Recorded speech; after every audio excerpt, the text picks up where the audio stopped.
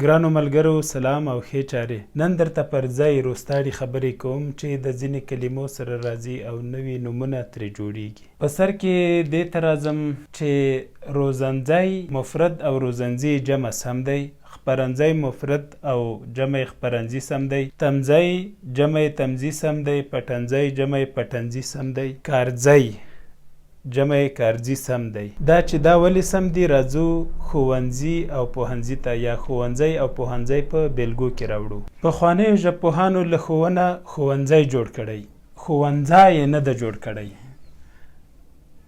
یعنې له ښوونه سره یې ځای یو ځای کړی، ځای یې نه ده یو ځای کړی.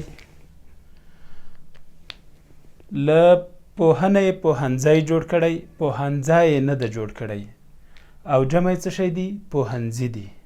دوی ځکه ښوونځی تر ښوونځی سم بللی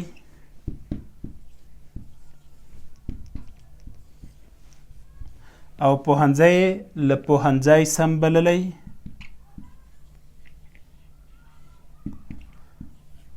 که چیرې ښوونځی جمع کوو څه کیږي؟ ښوونځي کیږي.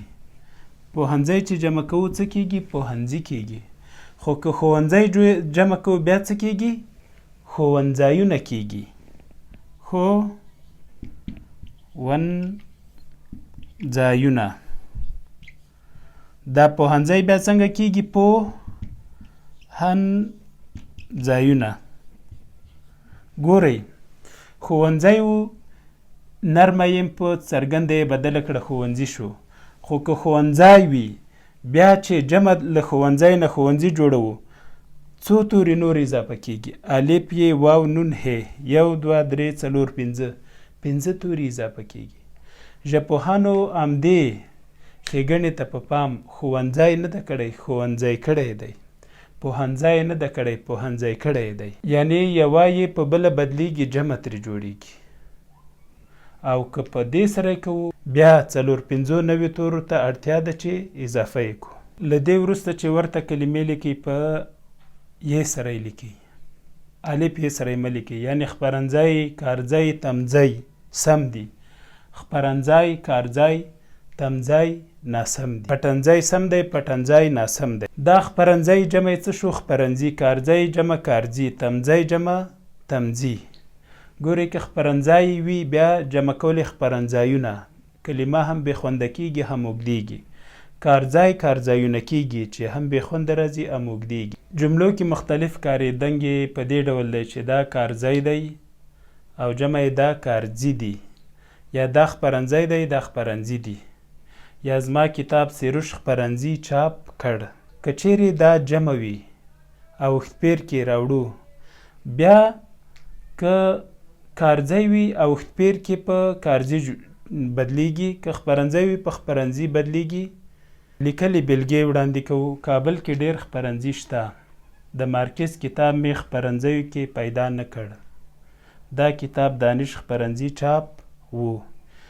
دلته خپرنځي مفرد دی خو اوښتپیر کې راغلی، او خپرنځي دلته بیا جمع ده، هم اصلي حالت کې ده. خو خپرنځی چې اصلي حالت ده په اوښتپیر کې خپرنځي کیږي، او خپرنځي بیا چې جمع وي اوښتپیر کې خپرنځیو کیږي. نو دې قاعدې ته په پام، یا دې پوهنځي او ښوونځي قاعدې ته په پام چې ښوونځی په ښوونځي بدلیږي، پوهنځی په پوهنځي بدلیږي، او اوښتپیر کې ښوونځی ښوونځي کیږي او ښوونځي بیا ښوونځیو کیږي.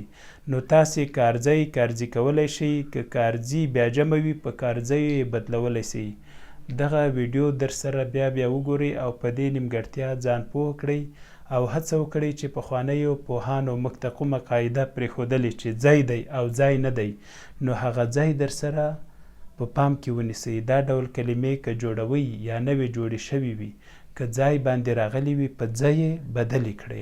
که د پښتو ژبې د زده کړې یا ګرامر او نورو اړخونو په هکله غواړئ دا ډول جالبې ویډیوګانې وګورئ، نو پښتو زده کړه فیسبوک پاڼه در سره خوښه کړئ، یا پښتو لرنینګ یوټیوب چینل در سره سبسکرایب کړئ.